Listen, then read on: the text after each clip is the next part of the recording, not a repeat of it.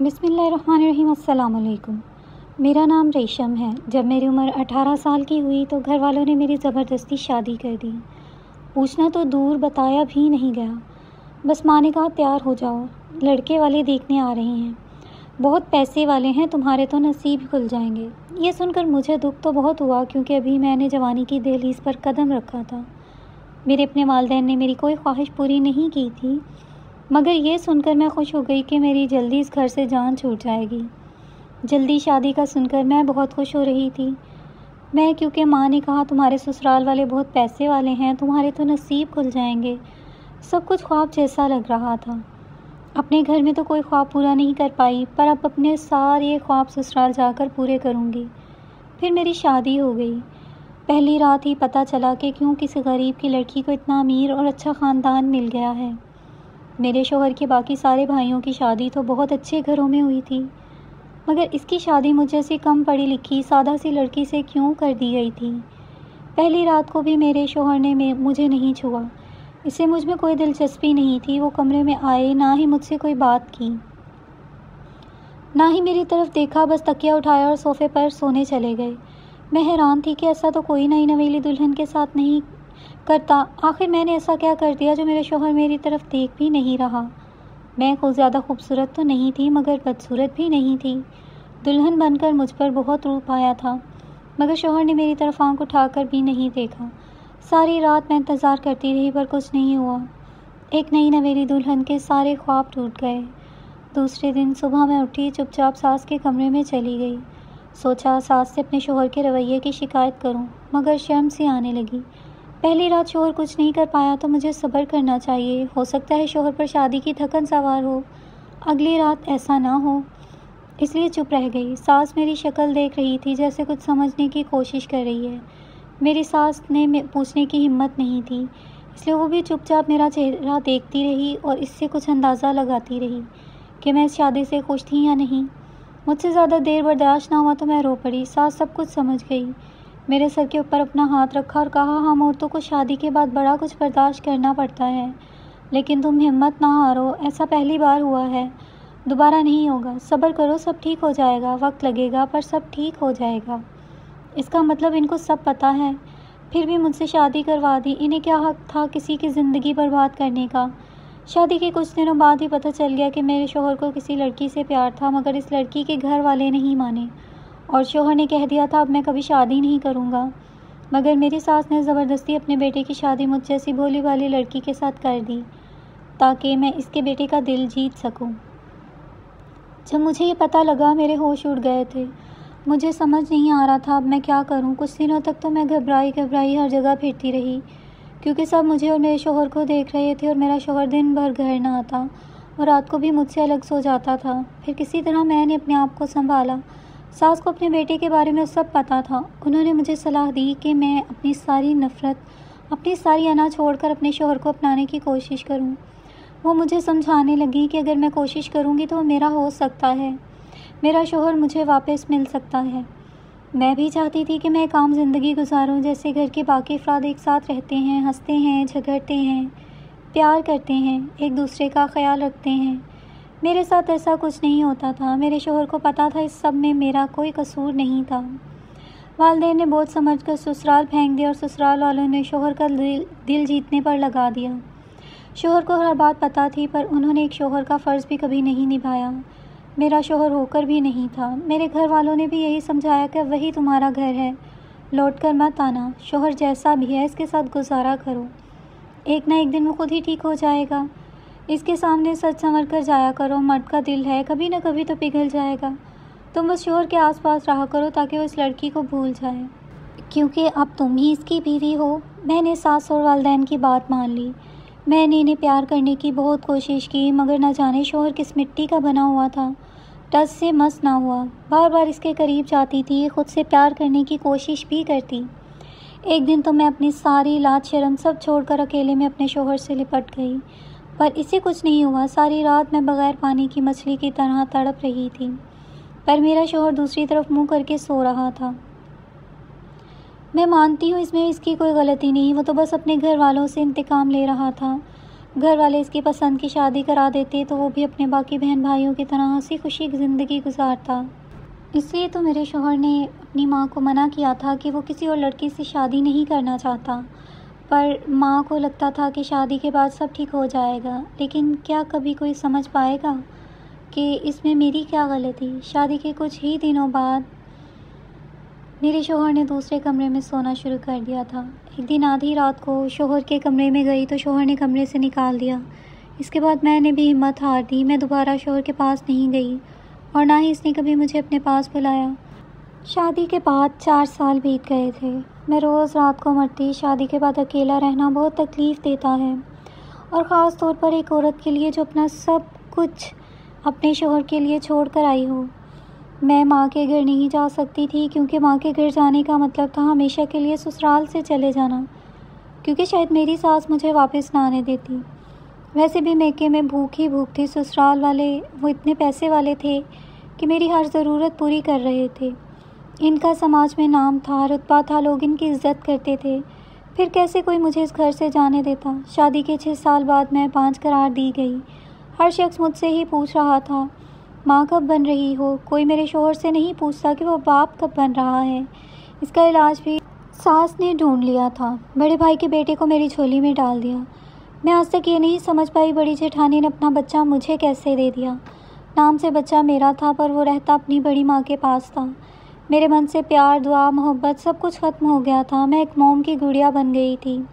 بس سارا دن پیسے خرچ کرنا ہی مقصد رہ گیا تھا۔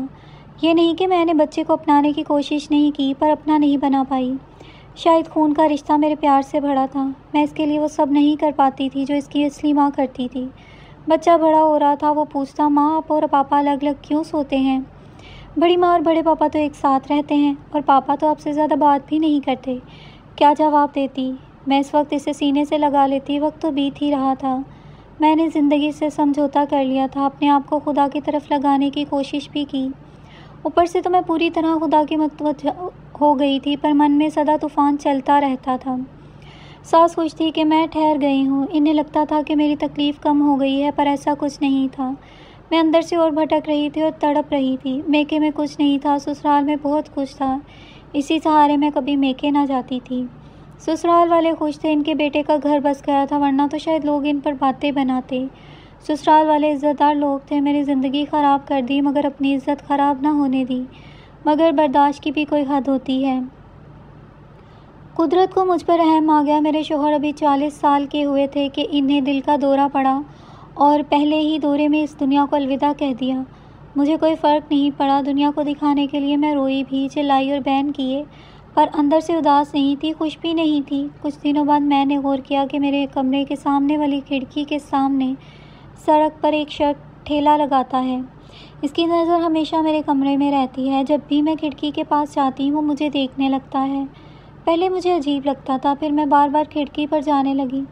بس وہ مجھے دیکھتا تھا اور میں اسے۔ اس کی عمر 35 سے 40 کے بیچ تھی۔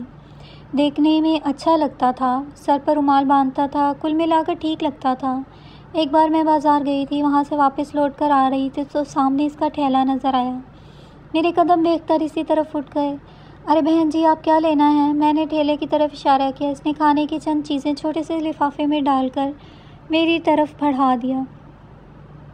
پتہ نہیں جان بوجھ کر یا پھر غلطی سے اس کی انگلیاں میری انگلی سے چھو گئیں۔ ایک کرنٹ سا لگا، میں آنے لگی تو اس نے پیچھے سے آواز لگائی، بہت غلط ہوا آپ کے ساتھ بہن جی۔ کیا مطلب ہے تمہارا؟ میں نے پوچھا تو کہنے لگا، میں آپ کے شوہر کے بارے میں سب کچھ جانتا ہوں۔ کیا تم بھی؟ میں نے جان بوجھ کر جملہ ادھورا چھوڑا تھا۔ وہ کہنے لگا، ہاں میں اس کے بارے میں سب کچھ جانتا تھا۔ کاش وہ آپ کے ساتھ ایسا سلوک نہ کرتا، مرنے سے پہلے آپ کو آپ کا حق دے دیتا۔ اس وقت مجھے لگا زمین پھٹے اور میں اس میں سما جاؤں۔ گھر آ کر اس کھڑکی کے سامنے پردہ کر دیا اور کئی دنوں تک کھڑکی نہیں کھولی۔ کچھ دنوں بعد جب کھڑکی کھولی تو اس آدمی کو میری کھڑکی کی طرف دیکھتے ہوئے پایا۔ وہ مجھے دیکھ کر مسکرا رہا تھا، بدلے میں بھی مسکرا دی۔ اس نے ہاتھ سے اشارہ کیا کہ سب ٹھیک ہے۔ مجھے لگا اسے میری کتنی فکر ہے۔ میرے من میں ہلچل پیدا ہو گئی۔ آج تک مجھے کسی نے نہیں پوچھا تھا، من کے کسی کونے میں کوئی احساس جاگا تھا۔ پتہ نہیں کیسے اور کب ہم دونوں میں اشارے شروع ہوئے، پھر باتیں، پتہ نہیں چلا۔ پھر گھر میں جھوٹ بول کر میں اس سے ملنے جانے لگی۔ ویسے بھی گھر میں میری پرواہ کس نے کی؟ سارا دن اس کے بارے میں سوچتی رہتی تھی۔ میری ساس نے اپنے من کے جرم کا بوجھ کم کرنے کے لیے میرے نام کافی دولت زیور زمین کر رکھی تھی۔ اب اسے اڑانے کا وقت آ گیا تھا۔ میں کسی نہ کسی بہانے روز اس سے ملتی۔ میں نے اس سے کہا یہ ٹھیلا بیچ دو اور دکان خرید لو۔ اس نے کہا میرے پاس دکان کے پیسے نہیں ہیں۔ میں نے اگلے دن اسے ایک بڑی رقم دے دی اور کہا اس سے دکان خرید لو، مجھے اچھا نہیں لگتا تم ٹھیلا چلاؤ۔ اس نے دکان خرید لی اور میرے دیے پیسوں سے دکان کا سارا سامان خرید لیا۔ اس کی دکان کے پیچھے ایک جگہ تھی جہاں ہم دونوں ملتے تھے اور کسی کو کانوں کان خبر نہ ہوتی تھی۔ اس کا ستارہ بڑھ رہا تھا اور میرا نیچے گر رہا تھا۔ وقت بیت رہا تھا، گھر میں ہمارے بارے میں کسی کو نہیں پتہ تھا اور نہ ہی کسی کو میرے بارے میں کوئی فکر تھی۔ میکے اور سسرال والے میری شادی کر کے آزاد ہو چکے تھے۔ انہیں اس بات کی خبر نہیں تھی کہ میرے دن رات کیسے اور کس کے ساتھ گزر رہے تھے۔ میں بھی اس آدمی کے پیار میں اندھی ہو چکی تھی۔ میں اس آدمی پر اپنا سب کچھ دونوں ہاتھوں سے لٹا رہی تھی۔ اس کے مزے تھے، اس سے میں بھی مل رہی تھی اور میرے پیسے بھی۔ وہ مجھ پر اس طرح حاوی ہو گیا تھا کہ مجھے دنیا میں اس کے سوا کوئی اور نظر ہی نہیں آ رہا تھا۔ میں گھر سے یہ بہانہ کر کے نکل آتی تھی کہ میں نے غریب لڑکیوں کے لیے ایک سلائی سینٹر بنا لیا تھا اور سارا دن وہیں گزارتی تھی۔ میری ساس خوش تھی کہ ان کی بہو اتنا اچھا اور نیک کام کر رہی تھی۔ گھر کے کسی بندے کے پاس میرے لیے وقت ہی نہیں تھا، لیکن پتہ نہیں کیسے چھوٹی دیورانی کو مجھ پر شک ہو گیا تھا۔ وہ مجھ پر نظر رکھنے لگی تھی۔ ایک دن اس نے میرا پیچھا کیا اور اسے پتہ چل گیا کہ میں روز کہاں جاتی ہوں۔ بس اس نے گھر آ کر سب کو بتا دیا۔ جیسے ہی میں گھر واپس آئی پورا خاندان میرے استقبال کے لیے کھڑا تھا۔ سسر نے تو نہ صرف گالیاں دی لیکن چھوٹے دیور نے مجھ پر ہاتھ تک اٹھا دیا اور ساس نے بھی جی بھر کے برا بھلا کہا۔ پورا گھر مجھے ایسے دیکھ رہا تھا جیسے میں کوئی حقارت کی چیز ہوں۔ اب مجھ پر پہرا رکھا جانے لگا تھا۔ میرا فون چھین لیا گیا۔ میں گھر سے باہر نہیں جا سکتی تھی۔ میں پاگل ہو رہی تھی۔ سارا دن اپنے کمرے میں بیٹھ کر روتی۔ ایک رات بہت ہمت کر کے سارے پیسے، زیور، زمین کے کاغذات سب لے کر گھر سے بھاگ گئی۔ اگر 25 سال پہلے ایسی ہمت کر لیتی تو شاید اتنا برا نہ ہوتا، لیکن اس وقت کوئی سہارا نہیں تھا۔ اب اس آدمی کا سہارا تھا، سو گھر سے بھاگ گئی۔ میں سیدھا کسی ہوٹل میں گئی، وہاں فون کر کے اسے بلا لیا۔ وہ میرے گھر سے بھاگنے پر خوش نہیں تھا۔ اسے ڈر تھا اگر ہم پکڑے گئے تو میرے گھر والے اس کا کیا حال کریں گے۔ لیکن جب میں نے اسے پیسہ دکھایا تو اس کی آنکھیں کھلی کی کھلی رہ گئیں۔ اس نے خواب میں بھی اتنا پیسہ نہیں سوچا تھا۔ ہم دونوں اسی رات کو وہ شہر چھوڑ کر چلے گئے، دوسرے شہر جا کر اپنی گرہستی بسانے لگے۔ میں نے اس سے شادی کر لی۔ وہ میری زندگی کے سب سے سنہرے دن تھے۔ ہم دونوں سارا دن ایک دوسرے میں کھوئے رہتے تھے۔ اب میرا شوہر ایک بڑا بزنس مین بننا تھا۔ اس نے میری ساری جائیداد سستے میں بیچ دی۔ وہ روز نئے کاروبار کا آئیڈیا لے کر میرے پاس آتا اور روز کسی نہ کسی چیک پر میرے دستخط کروا لیتا۔ مجھے پتہ چل گیا تھا کہ میرے سسرال والوں نے مجھے باقی کی جائیداد سے بے دخل کر دیا ہے۔ میکے والوں نے کہا میں ان کے لیے مر گئی ہوں، لیکن مجھے کوئی فرق نہیں پڑتا تھا کیونکہ اس وقت میرا شوہر میرے پاس تھا۔ میں تو بس اس کے پیار میں کھوئی ہوئی تھی۔ وقت گزر رہا تھا، آہستہ آہستہ پیسہ ختم ہو رہا تھا۔ اب فکر ہونے لگی تھی آگے کیسے چلے گا۔ شوہر روز کہتا تو فکر نہ کر میری رانی، میں تجھے واقعی رانی بنا کر رکھوں گا، بس ایک بار میرا بزنس جم جانے دے۔ پتہ نہیں کون سا بزنس کر رہا تھا، بس میں پیسے خرچ کرنے کی مشین بن گئی تھی۔ ایک دن غصے میں آ کر پیسے دینے سے انکار کر دیا تو شوہر نے مجھ پر ہاتھ اٹھا دیا۔ مجھے غصہ تو بہت آیا مگر میں کچھ نہیں کر پائی۔ روتی رہی، چیختی رہی، پر وہاں سے جانے کی ہمت نہیں جمع کر پائی۔ اب تو روز ہی ایسا ہونے لگا تھا، میں مستقبل کی فکر میں اسے پیسے دینے سے منع کرتی اور مار کھاتی۔ ویسے بھی جسم بوڑھا ہو رہا تھا پر دل ابھی بھی نہیں بھرا تھا، لیکن شوہر کی دلچسپی مجھ میں دن بہ دن کم ہوتی جا رہی تھی۔ اسے جوان بیوی چاہیے تھی اور میں بوڑھی ہوتی جا رہی تھی۔ جب آخری چیک پر اس نے میرے دستخط کروائے تو میں سمجھ گئی اب میری خوشیاں بھی ختم ہو گئی ہیں۔ اب وہ سارا دن گھر میں سوتا رہتا اور مجبوری میں 2-3 گھروں میں کھانا پکانے کا کام پکڑ لیا۔ 5-6 سالوں میں میں ہی رانی سے نوکرانی بن گئی تھی۔ اب اس کا دل مجھ سے بالکل بھر گیا تھا۔ اس کا دل کسی اور عورت پر آ گیا تھا اور وہ چاہنے لگا تھا میں اسے چھوڑ دوں، پر میں اسے چھوڑ کر کہاں جاتی؟ میرے لیے اس دنیا کے سارے دروازے بند ہو چکے تھے۔ ایک دن اس نے مجھے بے دردی سے مارا، گالیاں دی، میرے چہرے پر تیزاب پھینکنے کی دھمکی دی۔ میں ڈر گئی، اپنے بیگ میں اپنے 2 جوڑے ڈالے اور وہاں سے نکل گئی۔ پہلے شوہر سے سکھ نہ ملا تو میں نے غلط راستہ چن لیا۔ قسمت سے انتقام لینے لگی، میرے پاس کوئی ٹھکانہ نہیں تھا، اس لیے ایک دن مجبور ہو کر واپس سسرال گئی۔ سوچا کہ ساس سے معافی مانگ لوں گی، وہ نرم دل کی تھی، شاید وہ مجھے معاف کر کے اپنے گھر میں رکھ لے۔ میں نے سوچ لیا ساس کی نوکرانی بن کر جی لوں گی، مگر جب ایک دن چوری چھپکے سسرال گئی تو وہاں کچھ اور ہی سننے کو ملا۔ میں ہر جگہ بدنام ہو چکی تھی۔ سب نے کہا ریشم کے شوہر نے اسے اس کا حق دے کر اچھا نہیں کیا۔ مگر ریشم اس سے بھی بری نکلی۔ وہ تو شوہر کے مرتے ہی گھر سے بھاگ گئی، کسی کے بارے میں نہیں سوچا، نہ میکے کے بارے میں، نہ ہی سسرال کے بارے میں، نہ ہی اپنے بارے میں۔ کیسا دور آ گیا ہے، اپنوں بہو بیٹیوں کو سنبھال کر رکھنا چاہیے، پر آج کل کی عورتیں اپنی عمر کے بارے میں بھی نہیں سوچتی۔ ریشم 40 کی تو ہوگی، 40 کی نہیں 45 کی ہے۔ کسی نے آڑے ترچھے منہ بنا کر کہا، اچھا تم اسے جانتی ہو؟ جی ہاں، زیادہ تو نہیں پر 2-3 بار ملی تھی۔ دیکھنے میں تو بڑی شریف لگتی تھی، لگتا ہی نہیں تھا ایسا کام بھی کر سکتی ہے۔ ارے میں تو کئی بار ملی ہوں، منہ میں زبان تک نہیں تھی، پر حرکتیں دیکھو۔ ٹھیلے والے کے ساتھ بھاگ گئی، شوہر مر گیا تھا، شادی کے بنا گزارا نہیں ہوتا تھا تو کسی عزت دار آدمی سے دوسری شادی کر لیتی۔ اس عمر میں بھاگنے کی کیا ضرورت تھی؟ یہ بدنامی مول لینے کی کیا ضرورت تھی؟ یہ میرے محلے کی عورتوں کی باتیں تھیں جو میرے پیٹھ پیچھے کر رہی تھیں، مگر میرے محلے کے مرد اور لڑکے بھی کسی سے پیچھے نہیں تھے۔ وہ بھی بات کر رہے تھے آپس میں، لڑکوں اور مردوں کی بھی چاندی تھی۔ زبان ان کے پاس بھی ہوتی ہے۔ کوئی بولا ہم مر گئے تھے کیا جو ٹھیلے والے کے ساتھ بھاگ گئی؟ ارے میں تو اس کی محبت کے لیے ٹھیلا لگا لیتا تھا، اور سب ہنس پڑے۔ سسرال والے بھی مجھے بھول چکے تھے۔ ساس کے بارے میں پتہ چلا کہ وہ مر چکی تھی، اس لیے الٹے قدموں واپس آ گئی، در در بھٹکنے لگی۔ یہ معاشرہ مردوں کا ہے، کسی مرد سے غلطی ہو جائے تو یہ لوگ اسے معاف کر دیتے ہیں۔ مرد گناہ کر بیٹھے تو معافی مل جاتی ہے، مگر گناہ گار عورت کو کوئی معاف نہیں کرتا۔ زندگی بھر اس کا گناہ یاد رکھا جاتا ہے، اس کے مرنے کے بعد بھی اسے اس کے گناہ کے نام سے یاد کیا جاتا ہے۔